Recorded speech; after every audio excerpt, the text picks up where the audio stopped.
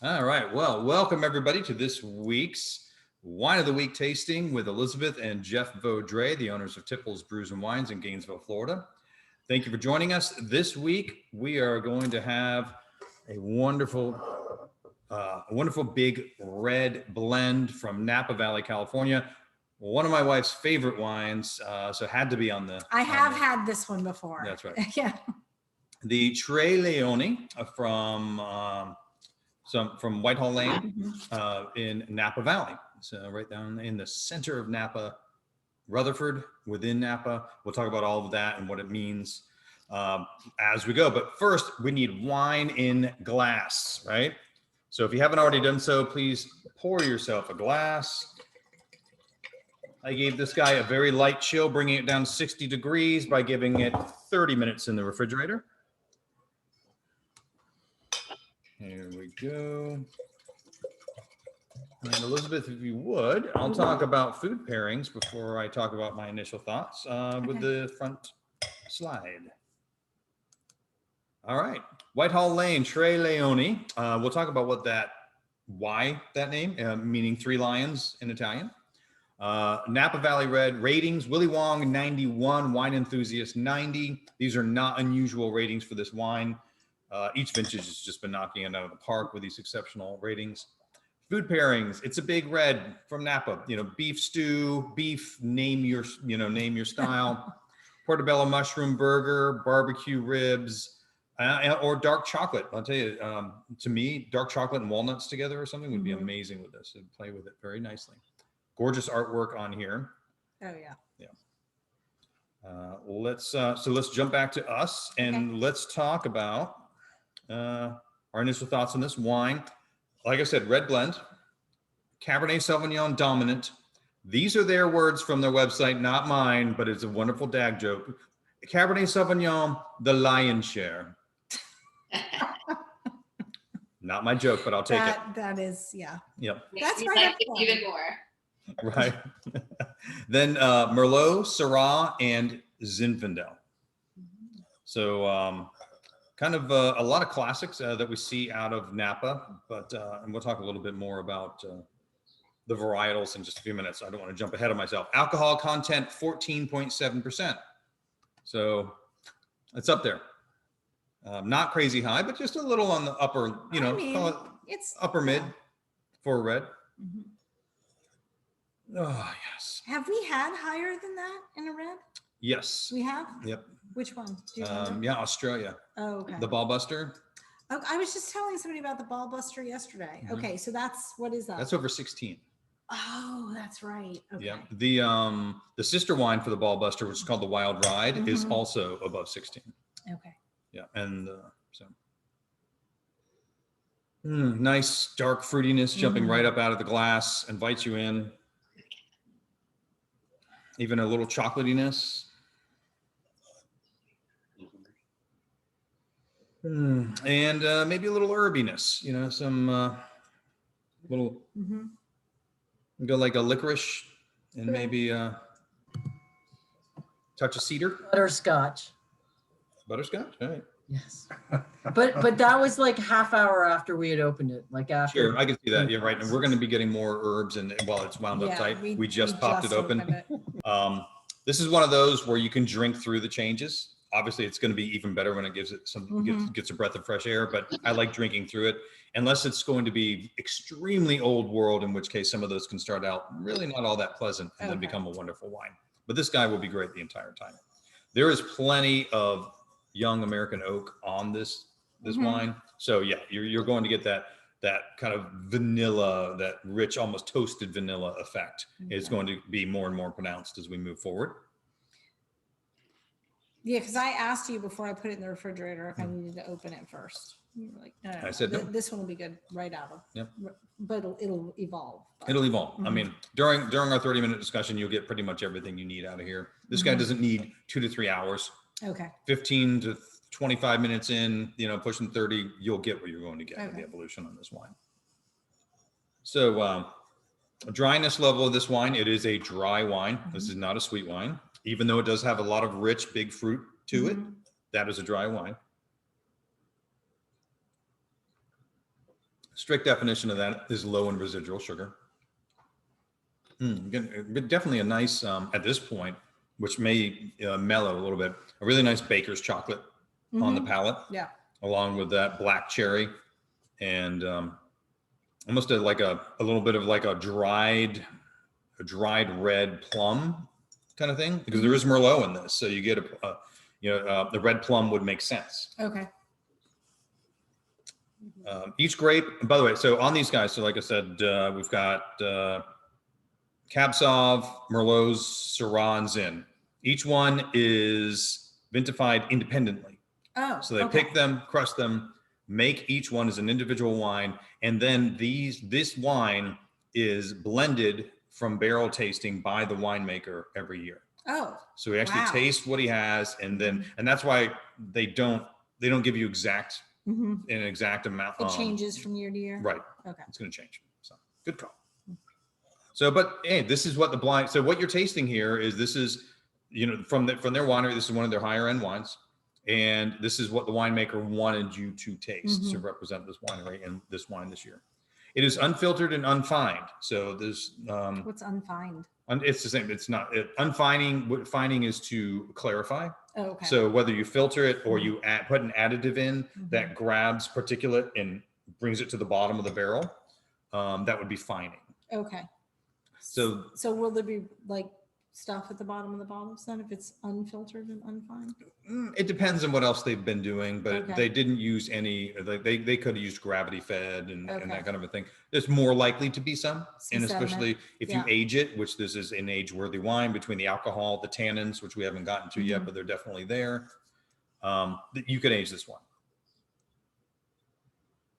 I wouldn't go 30 years, but it'll run around 15. 10. No, I give it 10. 10. So when it is unfined, fining is not always, but can be a process that renders a wine not compatible with vegans. Oh. Because one of the finding potential. What they run it through, like the membrane or whatever? Well, no, it's they actually add stuff to the wine, which then connects with whatever is hazy in there, makes it all fall to the bottom. Okay. But one of the things they use for that is egg white. Which may seem like, what? They sometimes just throw egg whites into a wine. They do. Huh. Yes. That's interesting. And in which case it would no longer be vegan compatible. So, but then it falls to the bottom? But then it falls to the bottom. It falls out of solution.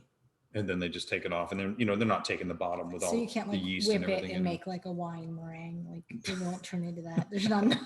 I'm thinking no. I'm just picturing it with the egg whites, Jeff, I have a technical question about that. So you know how the like chickpea liquid aquafaba is used as like a egg white substitute for vegans sometimes? Does anyone know about that? Can that be used do you know if something like that could be used in place of egg whites for that? I've never heard of it being used. So I'm going to guess that there's something more chemical in the egg white itself that is attracting rather than just, but I can't speak fully onto that because I'm really not familiar with the product. So, I mean, one of the other things they use is diatomaceous earth, which is basically fossilized earth, like, that's all crumbly and everything. They put that in there and that can do it as well. It'll attract. We use that in brewing also. That's interesting. Yeah. There's a number of things in chemistry that they use to clear solutions. And the egg white thing in your cookbooks to clear solutions, gravies and things. Calcium chloride is another one that's used to just cause particulate matter to precipitate is the 50-cent word to there you go. A solution. So the winery people just found what works for them and fits in, I suppose. Yeah, I think you're right. Good point. Thanks, Jerry. And Rachel says pool filter. It's going to be a little different than a pool filter, but hey, you know what? Filters are filters. It's going through some kind of a membrane with small openings, and they're going to, pull it. It's nothing crazy special. It's a filter. Right. Why not like an Irish moss product, Jeff? Like, does that not work with wine? Irish moss, because that goes in the boil. Yeah, so that would be a different thing. But we do use diatomaceous earth in brewing. Absolutely. So there's some crossover, and some people use we use egg whites with beer as well. So yeah, there's definitely some crossover on that. All right, let's see here. So let's talk about these guys. Big, rich, lots of black fruit, red fruit.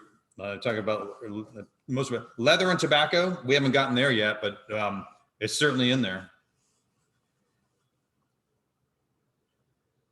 And then like the tannins, really nice dry finish on this, and really nice grippy tannins, which for me to enjoy the wine, I really need with as big as the fruit is on the way in. I love that it tightens and dries up as we get done with it, and allows me to enjoy some of those qualities coming from the soil, the minerality. It's not just all about big fruit. Yeah. And that to me is where you're going to get a better made, though big and ripe, red wine. Let's jump over to the slides, please. Okay.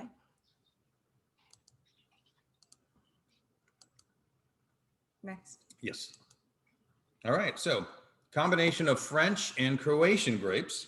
When we had our Zinfandel tasting a couple of weeks ago, we learned that Zinfandel comes from Croatia. All the rest of them are French. So Cabernet Sauvignon, Merlot, Syrah. So Cab and Merlot traditionally in France from Bordeaux, Syrah from over in the Rhone, but French nonetheless. And then the other thing I like to bring up about Zin, which I brought up the other day, but I think it's worth repeating, is I think that people should start referring to Zinfandel as an American specialty grape, because we grow more of it by far than all the rest of the world. So it's 10% of what we grow in California, which goes to show how many other things we're growing, but we grow more Zin than anyone else in the world. And I think we grow it best. Yeah, I mean, I was really surprised to hear that when you mentioned that last week before. Yeah. Because it isn't, I mean, it isn't something that we developed, and I feel like, I guess it's just a bias toward feeling like France probably does everything more than, than we do. But so I was really surprised, since it is a French grape, that we would outgrow them on it, No. Oh, no, Zin isn't a French grape. Right. Yeah. Zin is the Croatian. That's right. Right. Yeah. And there's almost no Zin left being grown in Croatia. That's right. They You do said have a that. wine industry, and they're Yeah. not growing Zin. What are they growing? I don't remember. I don't remember going into that. Okay. So I haven't. All right. done those, but I was just looking at the Zinfandel stats by themselves. Mm-hmm. So, but and I have the one picture, like I started saying, it's like red grapes or black grapes that make red wine tend to look all the same. So I just put one picture. Oh yeah. So Because we always say they just look like a bunch of little blueberries. they do. They just look all blue and nice. All right. So grapes. All right. So with these guys, so not unusual for red, and we're doing red across the board. The intensity from these grapes all come from the outside, the outer layers. So the tannins, the flavor, the color are all coming from the skin, and then the peripheral zone just inside the skin. And that's where the intensity is coming from on all of these grapes.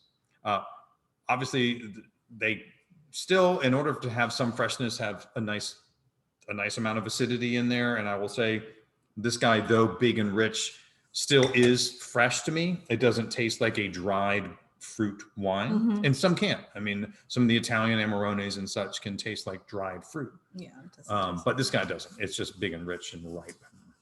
Delightful. So can I go backward just a moment? Do we have anything that we grow in the US we don't have any native grapes? I mean, that are in actually the wine industry. In the wine industry? Yeah. I am not sure if some of the sweet grapes, that they're low quality sweet, because like there's sweet wine, and you guys hear me say this, sweet wine is real wine when it's made to a certain standard, and with a certain level of history. Let's go to Germany being the king of it, Sure. Germany's the king of sweet wine. They are elegant and wonderful, and they can have balance and the complex. I love German Rieslings, from sweet all the way through to dry. But we make a lot of sweet wine in this country and in other countries too. We don't really talk about them because I don't carry them at the store. They're not high quality. Sure. So there's a lot of stuff. For example, we're talking about Napa. this week, and Napa was the second AVA. We talked about this before. So AVA, Oh, yeah. American Viticultural Area. So it's areas of specific We'll stop this now. viticultural quality, Mhm. and they have their own characteristics. But Napa was the second. The first was in Missouri. Yes, I was like, I know it's more toward the middle of the country. Where is Right. it? Yeah. Yeah, Augusta, Missouri, if I remember correctly. Okay. So they are not growing any of the what we would call tradition. We wouldn't call them traditional wine grapes. They're making a sweet white wine there. Okay. Is that indigenous? I don't know. I'm curious to find out in the future. I'll do Yeah. some research on that. I think it's a Okay. great question, but nothing that is taken seriously. Well, after I asked the question, I realized, and I don't know that they're indigenous. Well, I don't know. Muscadine. I know some people make muscadine wines, but we wouldn't consider that like. Right. I was literally just looking this up because when you were like, because I was leaning over to her because I was like the sweet wines that like we can grow in Florida. I was like, I wonder if those are native. And so I was like sitting here this whole time, like begins with an M. I was like muscadine. I looked up, and it is actually native according to Wikipedia, to Florida and up to New Jersey. But it is apparently.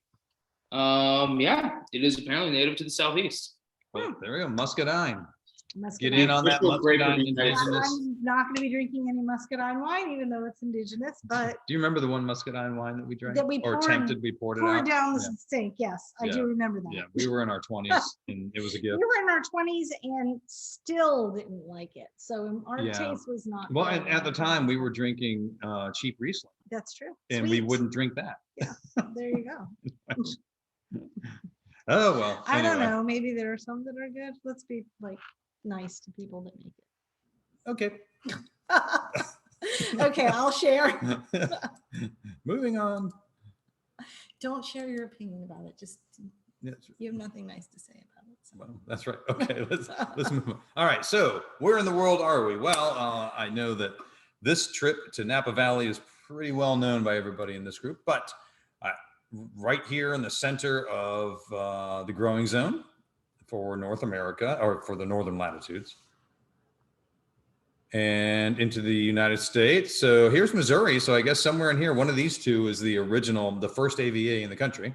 But we're going over to this guy here in the northern part, in the north coast of California. Zooming in on all the growing areas within California. We're up here in the north coast in the purple. Zooming in a bit more. So here we have Napa and Sonoma. So Napa's in orange and Sonoma right next to it here. San Fran is right down here. And so within Napa, right in the dead center of the valley floor, mountains, valley, Rutherford right in the center of it all. Really iconic area. But honestly, here I am saying, an iconic area for Napa. Are there any non-iconic areas in Napa? Really, probably not so much. So Napa Valley, most prestigious growing area in the United States, one of the most prestigious in the world. At this point, that is not debatable. It is certainly one of the best growing areas in the world. Did that happen immediately after the Paris judgment? The judgment in Paris, Yeah. pretty much. Pretty much that it, convinced okay. people, wait a minute. It happened very quickly thereafter. Okay. They had to take it seriously. What choice did they have? They Right. They won a blind tasting against the best that France could bring. So valley floor is the warmest area in Napa Valley to grow. And what's kind of interesting in this guy with Rutherford, it's right in the middle. So remember, we drank from north of Napa in Lake County, which was all very volcanic soils. Mhm. And then down here in Carneros, and we've had some of the Chardonnays and things are done here, because the bay is here. This is all chalky mineral ocean sediment. So fossils and that kind of a thing. So chalky. So right here, this is a combination of the two, which is a really cool combination of minerality for this area, which is why they can get this as fast drying. They can get some nice chalkiness for white wines. They can get some nice minerality from the ashiness and the obsidian from the for red wines. It's just an incredible area to grow great wines. let's see. Like, and I was just, so this is the warmer area up on this. So then you have, the mountain AVAs where you get cooler growth, you get more wind, you get thicker skin, you get beefier tannins and a lot more grip. It can be very velvety at the bottom. And honestly, I would call this a velvety wine. Not completely smooth, but I would go definitely a velvety. It's a hugger, Yeah. This is.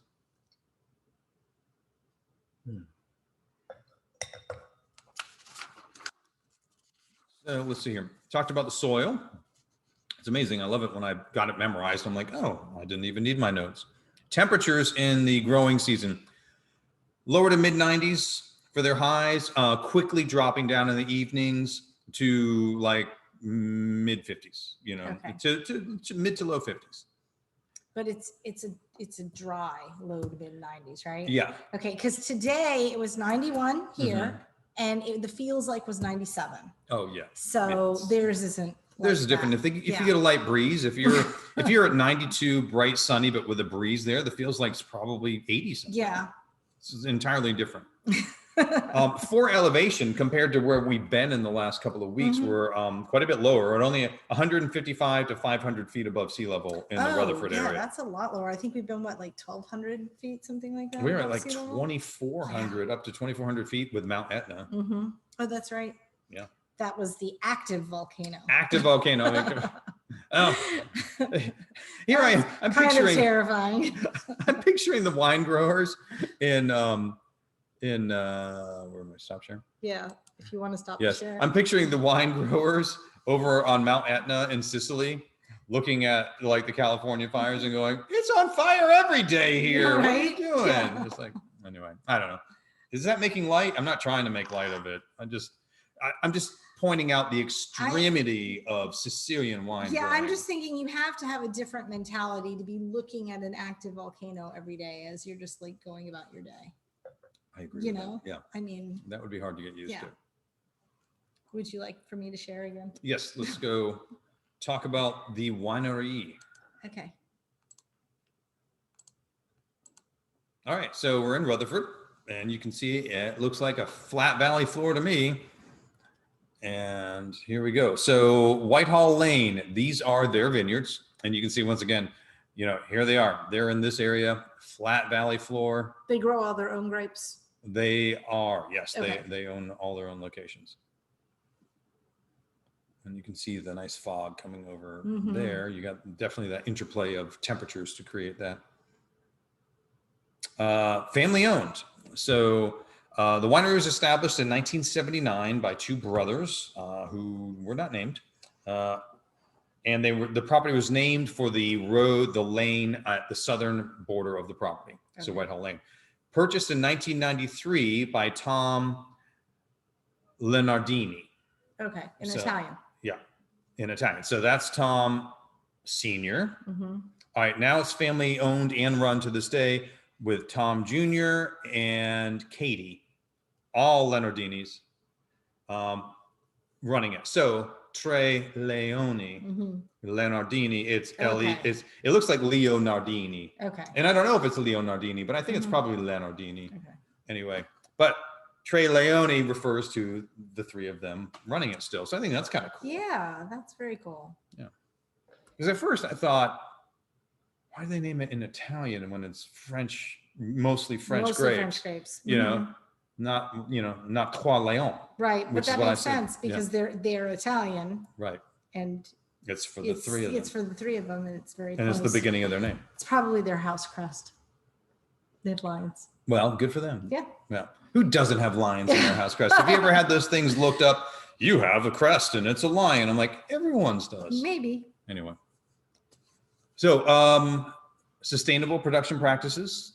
Awesome. And they have the Napa Valley Green Certified or Green Certification. So Napa Valley has its own version to hold people to if they want to be part of it. And then the winemaker that made this blend for us, made the wine for us, is Jason Moulton. His former wine education was in New Zealand. Oh. And he's made wine all over the world, New Zealand, France. He's been all around. And he's been there, and he's taken over in 2016. So here's some more of their Can you go back 2 pictures? There we go. Mhm. Okay, so I don't know if it's just that this wine grape field, what do you, I don't know what you call it, but Vineyard. well, no, the whole thing is the vineyard though, but this field compared to this field. So when I'm looking at them, they're from this perspective, horizontal rather than vertical, like this one. Mhm. But it made me think because this one down in the bottom right Mhm. looks from this perspective like it's more spread out than the others. So are there some grapes that need like more? My guess would Area? be like, no, not that I've heard of. Really, Okay. the way that you decide to allow your grapes to grow, there are a couple of different ways, whether you can trellis them and different versions of trellising where you cut underneath or don't, Okay. depending on how much sunlight they want to get to the grapes. There's Mhm. all kinds of things, which is a whole different discussion. Okay. My guess on that is that the bottom right corner are new plantings that have not run to connect okay. yet. That would be my guess. Okay. Because there are some areas, especially in Spain and some in Italy, where they just don't do anything. And they're just crawling all over the ground. And, Really? yeah. That must make them hard to pick. It's gotta be an interesting experience. Okay. So, all right, here we are. Mhm. And then we'll move over to here. So this Oh, is the winery itself and the tasting room. So beautiful place. They have all kinds of different tours. You can actually book online tastings with them as well, Oh, really? which is kind of cool. Yeah. I don't know if they set it up ahead of time where they send you a package in the mail or something to talk you through it, but I thought that was kind of cool. Yeah. I mean, When who you needs them? They got me. Right. When you said you can actually book, I was thinking you were going to say you can actually book an overnight stay. And I was like, yes, that will be on our wine tour and we'll stay overnight. But then you finished completely differently than what I did. thought. So, It's okay. We'll stay so right we in the will area. not be staying overnight there. That's right. All right. So here we go to our ratings, right? So always love looking at these explanations of the wine scores. So we already know that some of the experts out there give this guy a 90+ point rating. That's the way I like to describe it, 90, 91. Outstanding wine, superior character and style. 85, 89, a very good wine with special qualities. It's right on kind of the border between the best of that one and the other. 95 and above, a classically great wine. 80 to 84, a good solid wine. And what I like to always point out is if you have an 88, 87 point wine, there is nothing wrong with that wine. That's a very good wine with special qualities. So given that, we pull it up and we'll let everyone vote by Chat box. chat box, right? Mm-hmm. So how you guys, we've talked about it, where it's from, why it's from. What are you thinking? Julie's a 93, but Brian's a 93.5. Okay. Wow, that's Always actually, has to one up. that's right. Though I got to say, that is a really surprising Yeah. rating from a white Brian. wine lover. Mhm. So, Yeah, I got the baking chocolate notes that you mentioned before. That kind of like that creaminess. I really enjoy it. Yeah, it's pretty good. Yeah, that velvetiness. Yeah, the velvety. It was the first thing he said, and I was like, Okay, so we've got 89, 90, and we've got, very split. Rachel a 93 and David an 88. okay, so he's just saying, hey, it's a really good wine. Right. That's what But Rachel really likes Rachel's it. like, no, dude. Harriet It's and an Jerry are exceptional- more that's on insane. 92. Okay, Okay, I'm going to stop this so we can see people. that sounds good. So we've got a couple people that haven't, I think. So we've got 90, 91 from, I missed that one, from Laura and Brenda. Is And John John? there? I don't see him. So, okay. There he is, John. Just He exists. and so let's see. Chris and Robin, upper 80s. It's good, but nothing that blows us away. Okay. Cool. All right. So I love this wine. I'm a 93 with this one. So Mm. yeah, this is right up my alley. So Yeah. I know you love that one. I do. I So, love this one. That's good. "Why you gotta call me out like that?" The second I drank this, I was like, this is Julie wine. Yeah. Oh, yeah. That was my thing, Julie. When Kiwi sent us that text and I opened the bottle, I was like, oh, this is Julie. But Oh, I yeah. love it too. I mean, that's why we like the same wine. So, Mhm. Right. and Rachel, I knew you would like it too. Yep.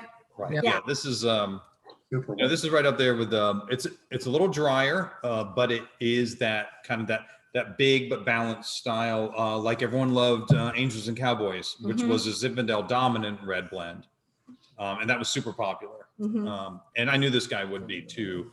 I knew you loved it, and Yeah. I mean, look, it's kind of fun that I can feature one that this is Elizabeth's choice. I this do. week. Yeah. This is so Consuelo said 90. 90. Cool. Yeah. Very, very nice. Mhm.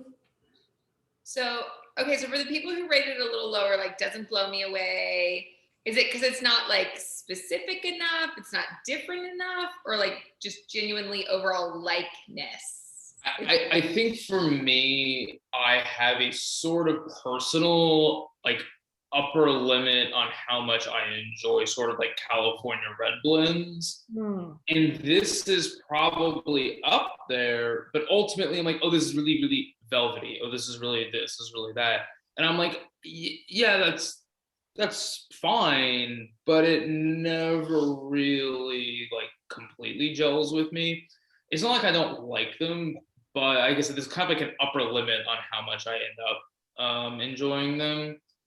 And I think that there's like wines that are like, well, even like whatever, $10-15 less than this, that I'm like, oh, I'm gonna like this about like almost as much as this one, because this one I think is like good, not my favorite. I can get something that is also just a good red blend and enjoy it almost as much. Yeah, I think it just doesn't do enough to differentiate it for me.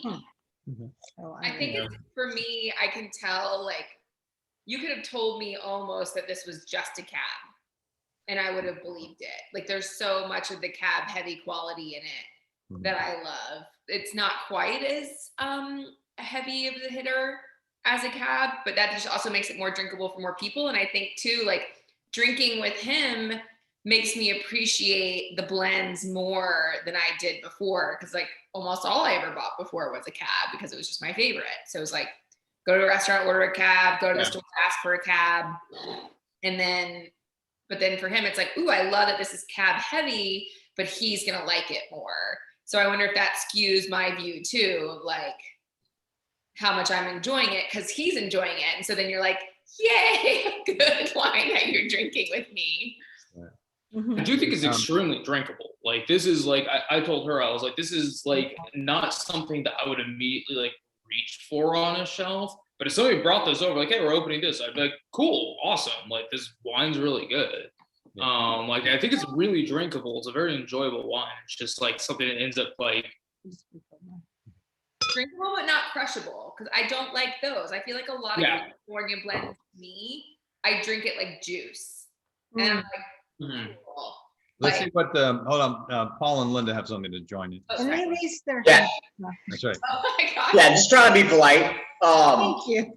And with my, but I think this was brought up probably a couple weeks ago, or at least I recall, like what you're pairing it with, I think kind of influences also. I kind of had like a beef and potatoes kind of dinner, and it was delicious, but I liked it from the get-go. Like as soon as we opened it and I took a smell, I was like, I love this. I already know it. But I'm kind of like with Chris and Robin, where I'm like, it's good. You know, like it's great. It's drinkable. I really enjoy it. It's not my favorite, you know, but it's good. You know, It's okay that you're wrong. I mean, but you know, but I was like, oh my God, this is like the first time I've strayed from like Elizabeth and Julie because they really love this, you know. And I said, but I really like it. I do, but it's not like, it doesn't get me like this, you know. Like there's a couple of wines we've had that I thought to myself, wow, this is amazing. And then Jeff is like, they only make it during these times, so too bad. And I kind of cry a little bit, you know, but it's great. It's easy. It goes with what I had, you know, but it's just, it's not like if I have to rank it, you know, and this is a personal bias, because you look at the rankings and you think to yourself, you know, and the qualities and the characteristics and everything that you guys said, you know, I said, this is great, you know, but I would give it something in the high 80s for me, but not above that. Yeah. Well, I'd say the fruitiness is one of those things where I'm like, okay, you got, you know, like you got my eyebrow raised, and like, what are you going to do with this? Right? That's the way I'm assessing this, right? Because it's big, rich fruit. So I'm like, are you going to pull this in with enough tannin and enough spice to make it interesting and not just make it a fruit bomb? And what I appreciate in this wine is that they do, because it's big, it's valley floor, ripe growth, it's warm, but they've got enough tannin in here. This is a tannic wine. If it wasn't tannic, my rating would plummet.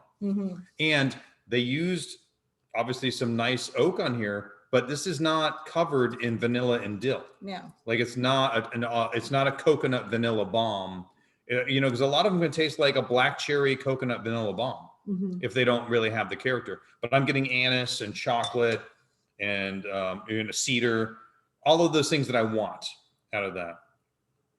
And considering the fact that it has zin in there, zin can be, for me, when it's not utilized properly, an alert. It's like, uh-oh, here comes that bomb. It's just going to be all fruit. So for those reasons, I think it does, it comes in, oh, it's very ripe, warning. But I think honestly, with the finish and everything, I think it's earned that 90 points. That would be my overall opinion in the end, you know, because it is easy, but it does have enough tannin that it can handle a full-on big steak. And so it does have the quality of structure that comes from well-grown fruit, and you can't fake that. Yeah. So that's so I think it's zin good. Got that zin on the bottom that kind of blends and picks up the bottom a little bit, but quite different than if it had been a Grenache or something like that. Oh, sure. Yeah, you're absolutely right. That's the thing with, you know, so How zin, would it change if it were a Grenache? Grenache would be much more floral, Okay. lighter in color, and Grenache brings a lot of roses to it. Okay. And then a lot of herbacity. So you're going to get even more of that kind of a sage and maybe a snap stem kind of thing. Whereas zin, there's a bit of a pepperiness to this guy. Yeah. That's the Zinfandel. Oh, okay. So, and that's part of that spice blend that makes me happy, you know, on here. I will say, I actually like this wine more than I remember liking this wine. Oh, really? And I didn't ever dislike it. I liked it, and I knew you loved it, so that was fine. And I was like, I'm totally good. Like on my worst day of judgment on this wine, totally worthy of being in this group, a delicious wine. But I like it even more tonight than I think I have in the past. Oh. Or just it's been long enough since I've had it that it's like, hey, some fresh eyes on something. So overall, I'm really pleased with it. Actually, even more pleased than I expected to be. Oh, well, good. There you go. Right. Should we share again? Yes, let's go ahead and. Is that next week's wine? Yes. Okay. We're just going to give credit to some sources. Yes. And Wine Folly, always. They're wonderful. Buy their books. Go to their website. They are so fantastic. If you want to learn something about wine, they make it so easy, and they've just done their research. They're fantastic. By the way, a lot of great YouTube videos from them as well. Fantastic group. Whitehall Lane, of course, and you know, Wikipedia. Little help on AVA research. So if they're going to make it easy for me, I will take it. There you go. And you know what? I know that if I was in college, I could not cite that source, but you know. Well, it depends. Wikipedia is great for going to the bottom and seeing what their sources were to find sources you can actually cite. So, yeah. So, all right. So next week, we are going to a place that we have not been to yet. Missouri. No. We're going to Portugal. I realize I've been remiss. We have not had any Portuguese wine, and I love big Portuguese red wines. So Wine and Soul, Manuela, Tinto, they have some of the descriptions I was reading today about Portugal is they call it like the last like unexplored, not fully explored region in European winemaking, because their grapes in their winemaking style have all developed so independently of the rest of the continent that they really are very different and super delicious. If you like a big grippy red, which I think most of us do, here we are. You're going to love this next week. So we're going to the Douro Valley, which is one of the, for the dry reds, there are a couple of places you can go, but that's really the most famous location. So this will be great because this will give you a really better than average example. And better than average is 93 points. So yeah, it is. Much better than average example of what they're producing in Portugal. So prime rib, blackened ribeye steak, pulled pork, garlic sauteed shiitake mushrooms. I'm trying to get a little more creative. Yeah. Rather than just writing beef and mushrooms. Yeah. You know. No, I'm interested that the pulled pork is part of it. That's interesting. Yeah. Mm-hmm. It'll work. Yeah. So I hope you guys will join us again next week. Let's jump out and enjoy that great wine, which I am definitely looking forward to sharing with you guys. I tell you, I don't know if you remember years ago when we went down to Orlando for a swim competition for Reese. Well, we went there a lot. We were at an Airbnb. Okay. There was the one where the guy flicked us off when we were leaving because he didn't like that there was an Airbnb in his neighborhood. Oh, I do remember that. All right. Yes. So on that one, it wasn't that we had done anything. We were just driving away. He just saw where we left. I mean, I understand. I wouldn't want an Airbnb next to me. So. Fair enough. But so we drank a Portuguese red there. And you said, my God, what is it? And this is right after we bought the store. So this would, I'm jumping back 6 years almost. We drank it at the Airbnb or we drank it out? Okay. Yeah. And I popped that one open. You said, what is this? And I was like, ha ha, but you really liked it. But it was I remember it well. I don't understand how I remember it well because I am not the memory king. But anyway, say I love you. I was hoping to jog a memory. But, no, but anything having to do with beer or wine, you remember everything about it. Well, thank God for that. I mean, it's a good skill to have, is considering what you do. Hey, but... look, you know what? I've put it to good use. See, the thing is, I don't have to remember any of that because I have you to remember all of that for me. Right. So I just abdicate all of that. And chase you around with your glass. Remember, you left your glass in the kitchen. That is true. Yeah. All right. Let's have a toast to Whitehall Lanes, Trey Leoni. Thank you all for joining us tonight. You can join us for the after party after we stop recording. We'll see you all next week, I hope. Cheers, everyone. Cheers. Sláinte.